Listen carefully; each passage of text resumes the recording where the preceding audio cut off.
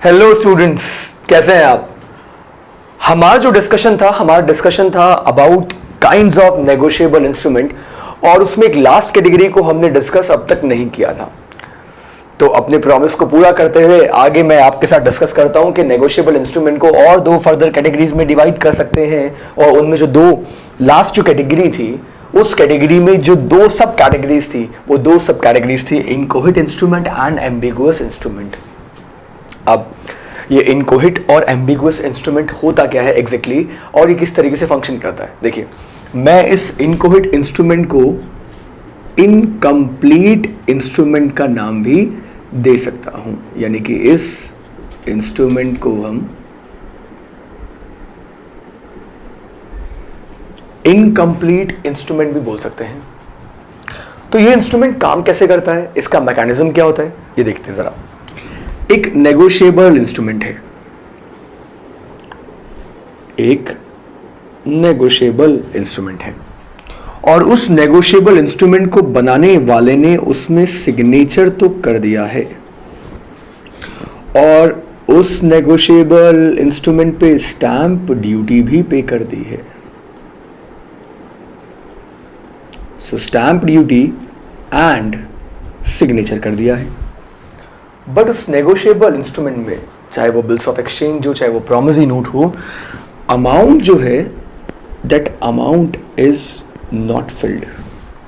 Amount mention नहीं है, और अमाउंट मेंशन नहीं है तो इसलिए हमने बोल दिया कि दिस इंस्ट्रूमेंट, क्योंकि इस पे अमाउंट मेंशन नहीं है तो इसे हम बोल सकते हैं कि सर ये इंस्ट्रूमेंट इनकम्प्लीट है, राइट।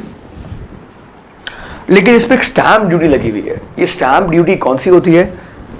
इस स्टैंप ड्यूटी को हम कहते हैं revenue stamp. Revenue stamp, revenue stamp आपने ज़रूर देखी होगी। देखिए, मैं आपको एक बात, यहाँ बड़ी अच्छी बात आपको मैं क्लियर कर देता हूँ कि जितने रुपए की रेवेन्यू स्टैंप किसी नेगोशिएबल इंस्ट्रूमेंट के ऊपर लगी होती है ना, वो रेवेन्यू स्टैंप एक फिक्स्ड अमाउंट को कवर करती है। सो दैट मीन्स कि अगर मैंने यहाँ पे 2 रुपीज़ की रेवेन्यू स्टैंप लगाई है तो वो जो नेगोशिएबल इंस्ट्रूमेंट है उसकी वैल्यू मैक्सिमम 10,000 हो सकती है। ये हमने एक एग्जांपल लिया है कि अगर 2 रुपए की रेवेन्यू स्टैंप लगी हुई है तो वो नेगोशिएबल इंस्ट्रूमेंट जो है वो 10,000 रुपीज़ का बन सकता है, नॉट मोर देन दैट। अब ये नेगोशिएबल इंस्ट्रूमेंट मैंने बनाया, तो ये नेगोशिएबल इंस्ट्रूमेंट मान लीजिए मैंने बनाया, राइट। और बनाने के बाद प्लस वो जो नेगोशिएबल इंस्ट्रूमेंट था वो क्या था? इट वॉज पार्शली और होली ब्लैंक। तो मैं ये बोलता हूँ कि ये नेगोशिएबल इंस्ट्रूमेंट पार्शली ब्लैंक था। मैंने इस इंस्ट्रूमेंट को ड्रॉ किया, सो मैं इस इंस्ट्रूमेंट का बन गया ड्रॉयर। अब आप पूछेंगे कि सर आपने अमाउंट क्यों नहीं फिल किया? मैं आपको एक रीज़न बताता हूँ मैंने अमाउंट क्यों नहीं फिल किया।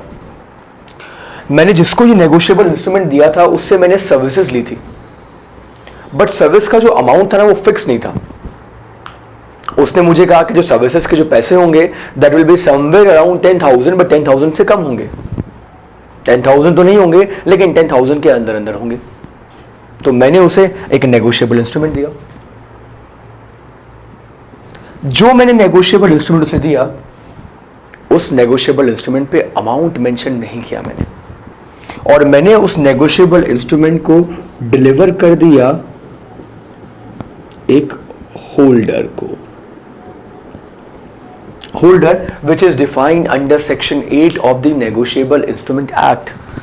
होल्डर का मीनिंग क्या होता है ये आप सब लोग जानते हैं। होल्डर वो होता है जिसके पोजेशन में इंस्ट्रूमेंट होता है और जो अपने नाम से उस इंस्ट्रूमेंट का अमाउंट क्लेम कर सकता है।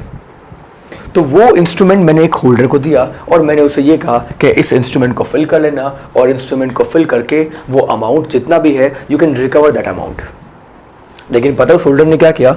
उस होल्डर ने एक आइडिया सोचा कि सिग्नेचर मेरे हैं तो अमाउंट मैं जितना चाहे उतना फिल कर देता हूँ, और वो होल्डर अब क्या करता है? वो होल्डर इसमें अमाउंट फिल कर देता है 11,000। अब बताइए, क्या वो होल्डर इसमें 11,000 का अमाउंट फिल कर सकता है कि नहीं कर सकता? वो होल्डर इस इंस्ट्रूमेंट में 11,000 का अमाउंट फिल नहीं कर सकता। The reason is negotiable instrument अगर किसी होल्डर को मिलता है and if that instrument is a inchoate instrument, तो उसकी ड्यूटी ये बनती है कि वो उतना अमाउंट ही फिल करे जितना अमाउंट फिल करने के लिए ही वॉज ऑथोराइज्ड। तो जो सर्विसेज मैंने ली थी, अगर उसका टोटल पेमेंट बन रहा है 9,000, तो वो इसमें सिर्फ 9,000 फिल कर सकता है, उससे ज़्यादा नहीं कर सकता। तो 9,000 फिल करना तो अलाउड है, लेकिन उससे ज़्यादा फिल करना अलाउड नहीं है। अब आप पूछेंगे कि सर मान लीजिए आपका सिग्नेचर तो है और उसने अगर ज़्यादा अमाउंट फिल कर दिया तो उससे क्या अमाउंट नहीं मिलेगा? चेक में जैसे ही होता है, चेक में साइन कर दिया, अमाउंट जितना मन करे उतना फिल कर लो और वो अमाउंट रिकवर कर लो। ऐसा नहीं हो सकता, ऐसा नहीं हो सकता। द रीज़न इज ऊपर एक स्टैंप ड्यूटी लगी हुई है और स्टैंप ड्यूटी एक अमाउंट कवर करती है। तो जब उस स्टैंप ड्यूटी के अकॉर्डिंग उस नेगोशिएबल इंस्ट्रूमेंट का पेमेंट किया जाएगा, तो पे करने वाला पर्सन ये देखेगा कि स्टैंप ड्यूटी कितने अमाउंट की लगी हुई है, तो उससे ज़्यादा अमाउंट कोई क्लेम नहीं कर सकता। और जब ये इंस्ट्रूमेंट होल्डर के पास में है, तो होल्डर की ड्यूटी ये बनती है कि जितना अमाउंट मांगने के लिए वो लीगली एंटाइटल्ड है, उतना ही अमाउंट फिल करे। अब ये बात जब होल्डर को पता लगी, तो होल्डर के दिमाग में एक आइडिया आया। होल्डर ने उस इंस्ट्रूमेंट को फर्दर नेगोशिएट कर दिया to a holder in due course. तो होल्डर ने उस इंस्ट्रूमेंट को फर्दर नेगोशिएट कर दिया। नेगोशिएट कर दिया किसे? सर उसने उसे नेगोशिएट कर दिया to a holder in due course. अब सिचुएशन क्रिटिकल हो गई और holder in due course sir section 9 में डिफाइंड है। होल्डर इन ड्यू कोर्स तो वो होता है जो before maturity with good faith and with consideration instrument को लेता है।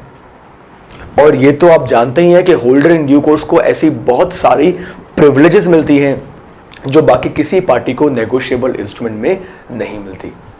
तो अब क्या ये होल्डर इन ड्यू कोर्स इस पे ज़्यादा अमाउंट फिल नहीं कर सकता? ऐसा नहीं हो सकता कि होल्डर इन ड्यू कोर्स इस पे 90,000 का अमाउंट फिल कर दे और वो अमाउंट रिकवर कर ले।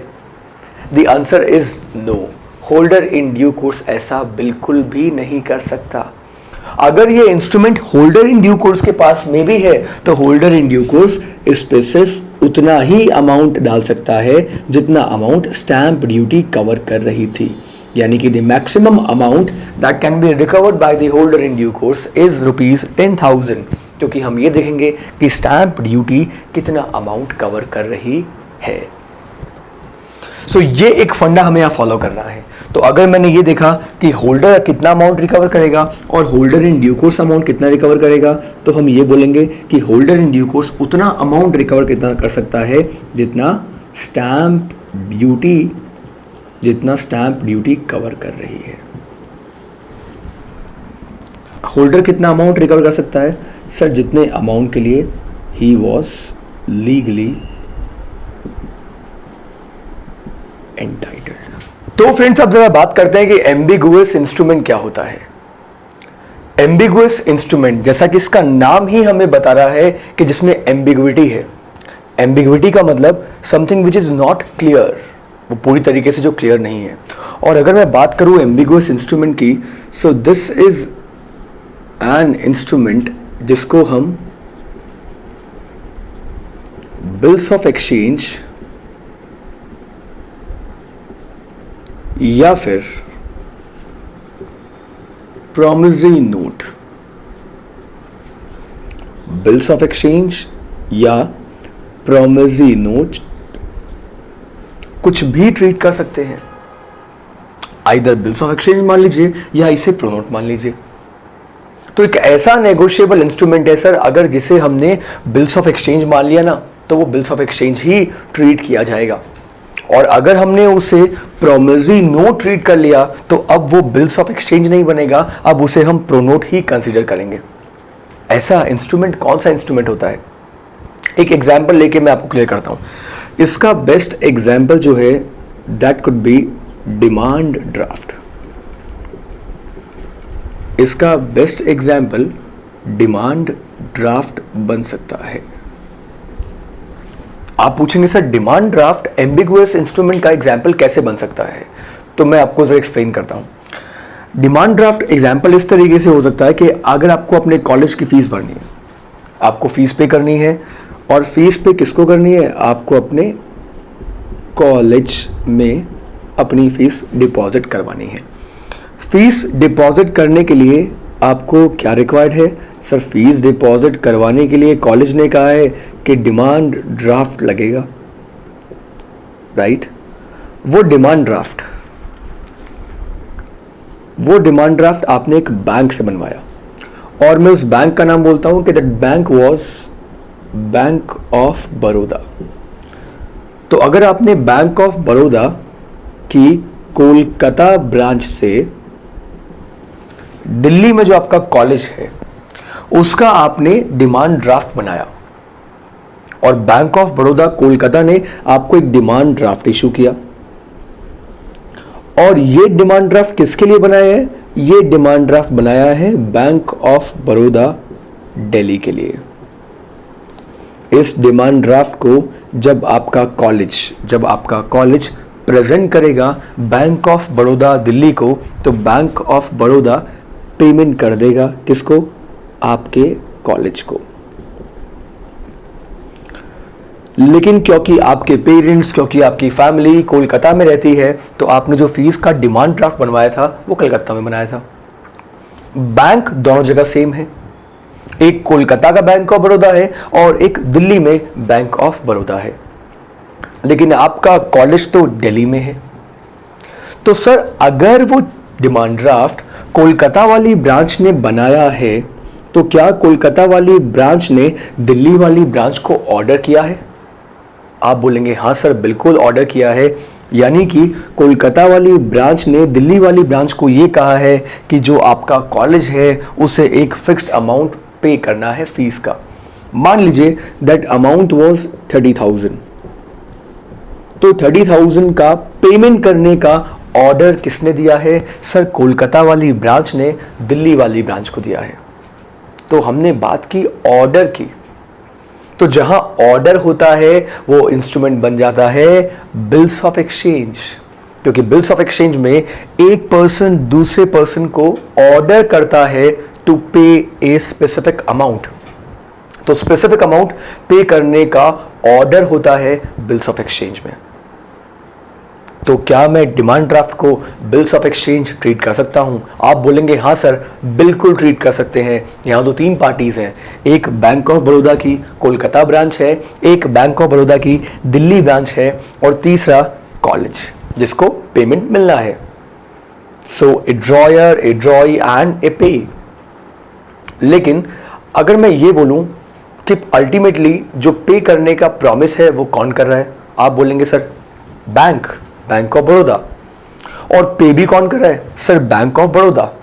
हाँ ये बात सही है कि ब्रांचेस चेंज हो गई हैं, but ultimate the company is bank of Baroda. जिसने डिमांड ड्राफ्ट बनाया जिस कंपनी ने, वही कंपनी तो अल्टीमेटली पेमेंट कर रही है। तो जब किसी इंस्ट्रूमेंट को बनाने वाला खुद पेमेंट करता है, उस इंस्ट्रूमेंट को क्या कहते हैं? आप बोलेंगे सर उस इंस्ट्रूमेंट को तो प्रॉमिसरी नोट कहते हैं, और प्रॉमिसरी नोट को जो बनाता है वही तो उसका पेमेंट करता है, और इसीलिए हम कहते हैं कि प्रॉमिसरी नोट में एक्सेप्टेंस रिक्वायर्ड नहीं होती, क्योंकि जिसने उस इंस्ट्रूमेंट को बनाया था वही इस इंस्ट्रूमेंट का पेमेंट कर देगा।